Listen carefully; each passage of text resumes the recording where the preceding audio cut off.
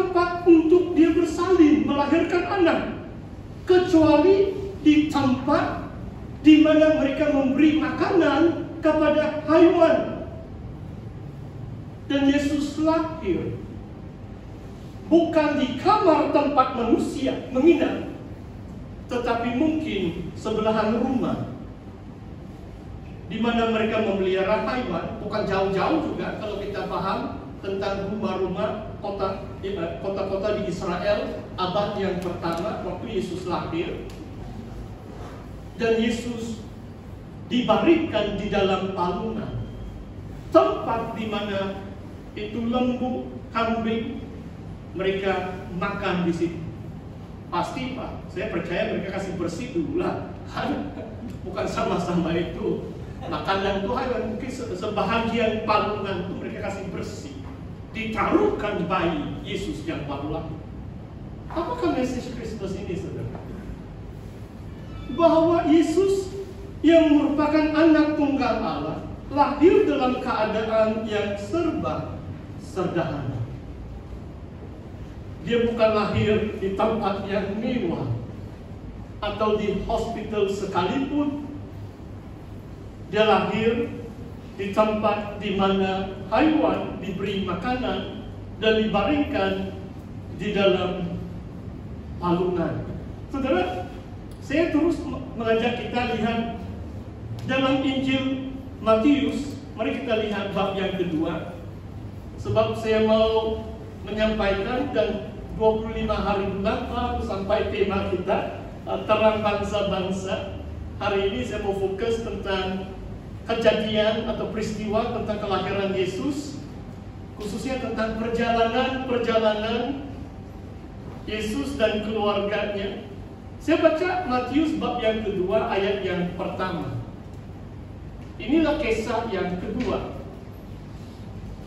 Sesudah Yesus dilahirkan di Bethlehem di tanah Yudea pada zaman Raja Herodes, datanglah orang-orang Majus dari timur ke Yerusalem dan bertanya-tanya, di manakah dia orang Yahudi yang baru dilahirkan itu? Kami telah melihat bintangnya di timur dan kami datang untuk menyembah dia. Wah, saudara, dua ayat ini bagi saya amat menakjubkan, saudara. Pertama, siapa ini orang Majus? Perkataan Majus hanya didapati dalam kitab Daniel. Orang Majus adalah orang arif, orang bijaksana, mungkin menteri kanan. Kalau di kitab Daniel mereka merupakan penasihat raja. Mereka orang yang arif dan mereka dapat memperhatikan bintang-bintang di langit dan mereka dapat mengambil rumusan atau kesimpulan bahwa sesuatu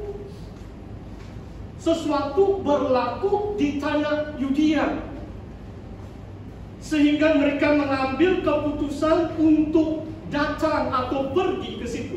Jadi perjalanan yang kedua yang saya mau bahaskan hari ini adalah perjalanan orang Majus dari timur sampai ke kota Bethlehem. Wah, saudara, kalau bicara tentang Persia, supaya saudara harus tahu sejarah. Negara modern sekarang adalah namanya Iran. Saudara tahu itu negara Iran? Siapa yang tahu silakan tangan. Supaya pastor tahu hari Christmas ini kamu belum mengantuk. Ya, haleluya. Pastor joking benih. Iran, oke? Iran, negara yang besar, tapi diperintah oleh Ayatollah. It's an Islamic state. Dahulu kala, kalau raja-raja Persia, inilah Persia, nama Iran sebelum nama modern Iran, negara ini dikenali sebagai Persia. Persia yang membebaskan umat Israel di bawah penjajahan Babel. Bila kerajaan Babel ditawan oleh kerajaan Persia yang dipimpin oleh Raja Koresi, mereka kembali dari pembuangan ke kota Yerusalem. Saudara, bagi saya walaupun tidak diberitahu, negara atau tanah asal mereka. Kemungkinan besar orang Majus ini dari Persia. Saudara tahu kalau ibu kota Persia Tehran sampai Yerusalem, nanti Anda batu di selatan baru kota Bethlehem. Berapa jauh? 1.200 batu. Tehran, Iran atau Persia, orang Majus asal tempat mereka ini. So waktu itu tamadun mereka ini memang sudah menyerlah, dan ada orang bijaksana yang lihat ada bintang dari timur. Mereka tahu ada sesuatu yang besar berlaku di tanah Yudea. Mungkin mereka sebab penasihat raja diberi dulu paling mewah pun menaiki unta. Kalau ada unta-unta dan ada kuda dan keldai dalam rombongan orang Majus ini, paling-paling dalam satu hari mereka dapat melalui 40 batu. Jadi 1.200 batu, coba kamu kira. Kalau tidak mau rehat pun mungkin mau 1 bulan. Jadi saya pikir paling cepat perjalanan orang Majus adalah 2 atau 3 bulan.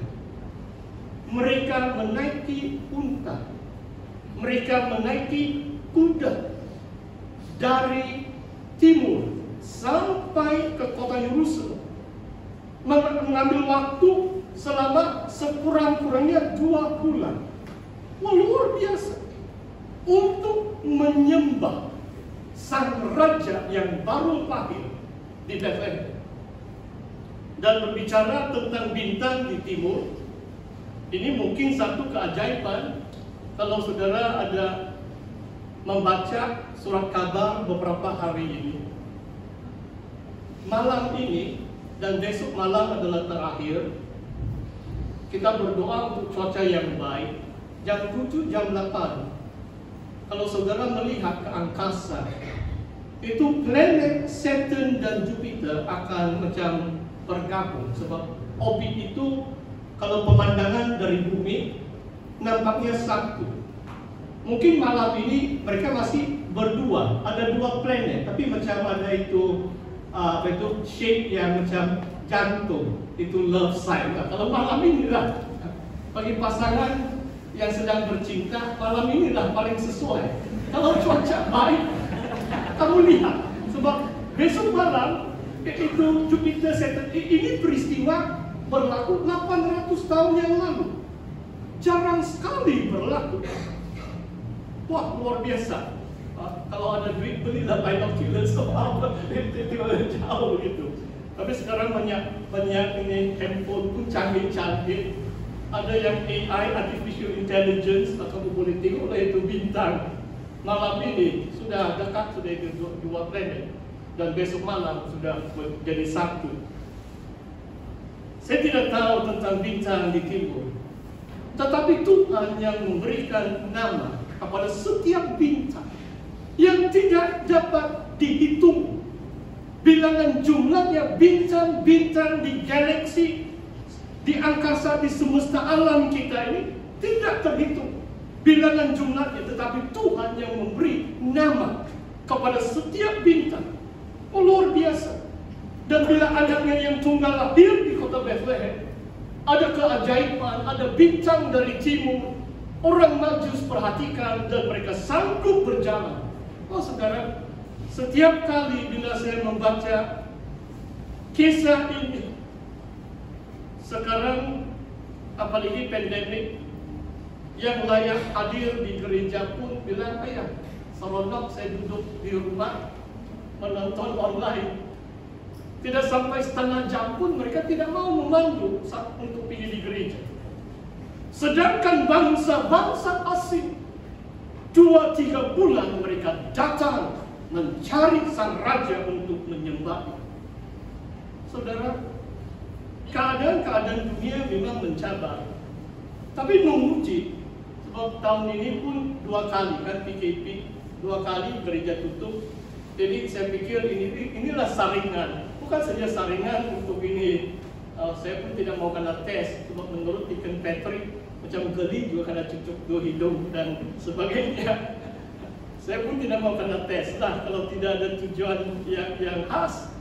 Saudara, inilah Sarima dalam kisah pemimpin Gideon waktu itu. Bila Tuhan mau mengalahkan musuh Israel waktu itu, ada 32.000 orang yang berkumpul. Dan Gideon beritahu kepada mereka, siapa yang takut? Jangan hanya datang, ini peperangan ini. Kalau orang mau melangkah masuk medan peperangan, maksudnya prinsip pertama, tidak takut mati. Saudara tahu, kadang-kadang kita menonton television kan, kita macam biasa, sebab kita belum alami peperangan pun. Tanyalah datuk moyang kita yang pernah melalui perang dunia yang kedua. Kejar. Kalau takut, tidak payah. Dan 20.000, 22.000 mereka kembali. Tinggal 10.000. Dan Tuhan beritahu kepada Gideon, masih ramai lagi. Bukan Tuhan tidak mau memakai 10.000, masih ramai nih. Ada ujian nih, ada saringan nih. Sehingga 300 orang yang menyertai Gideon masuk dalam peperangan. Oh saudara, saya pikir akhir zaman cukup mencabar, akan menguji iman kita. Sejauh mana kita percaya Yesus, ketekunan iman kita diuji. Dan hari Christmas yang kita rayakan hari ini adalah waktu yang amat sesuai. Kita memperbaharui tekad kita. Aku mau mengikuti Yesus. Saya mau mengasihi Yesus. Saya mau bersama Yesus. Saya mau bertahan sampai kesudahan zaman. Tidak ada apapun cabaran di dunia ini yang dapat membuat saya jatuh atau menyangkal nama yang mulia itu. Dan bangsa-bangsa asing ini diwakili orang Majus datang. Dan saya tidak mau membaca keseluruhan dalam perangkat ini pun. Raja Herodes di Yerusalem, dia panggil pemimpin agama, dia panggil ahli hukum Taurat, tanya, oh di mana? Dan itu ahli hukum Taurat beritahu ayat yang kelima. Di Bethlehem itu di tanah Yudea, tertulis dalam kitab Nabi, ini kitab Nabi Mika yang saya sebut tadi. Ayat 6, engkau Bethlehem, tanah Yehuda, engkau sekali bukanlah terkecil di antara mereka yang memerintah Yehuda. Karena daripada mula akan bangkit seorang pemimpin yang menggembalakan umatku Israel. Dan Raja Herodes pura-pura dia memanggil itu orang Majus, tanya dengan mereka, bila mana bintang itu nampak, ayat yang ke-7. Oh, perhatikan bintang. Dalam hemat atau pada hemat saya, bila bintang itu muncul di timur, mungkin kalau negara Persia waktu itu, pasti orang Majus, mereka akan membaca kitab-kitab mereka. Ini orang arif. Tidak tahu bagaimana mereka tahu ada sesuatu berlaku di dunia. Pasti mengambil beberapa bulan, mereka mengkaji, mereka minta keizinan raja mereka. Dan dalam perjalanan mereka pun 2-3 bulan jauhnya. Jadi waktu itu Yesus sekurang-kurangnya sudah 6 bulan. Ataupun mungkin dekat 1 tahun. Kenapa? Sebab waktu Herodes mau membunuh bayi-bayi. Oh saudara, kadang-kadang cerita Christmas macam hari ini, susah juga kita mau dengar cerita yang mau membunuh. Dan kita mau macam, wah seronok, janganlah kamu sebut tentang ini membunuh. Tapi dalam kisah kelahiran Yesus, Raja dunia, dia takut. Dia takut hilang jawatan. Dia takut sebab orang Majus beritahu dia lahir seorang raja Israel. Dia takut bayi itu bakal mengganti dia atau menjatuhkan keturunan dia. Bukan keturunan Herodes yang memerintah, tetapi bayi yang dikatakan oleh orang Majus. Dan semua bayi lelaki di bawah 2 tahun dibunuh oleh Raja Herodes.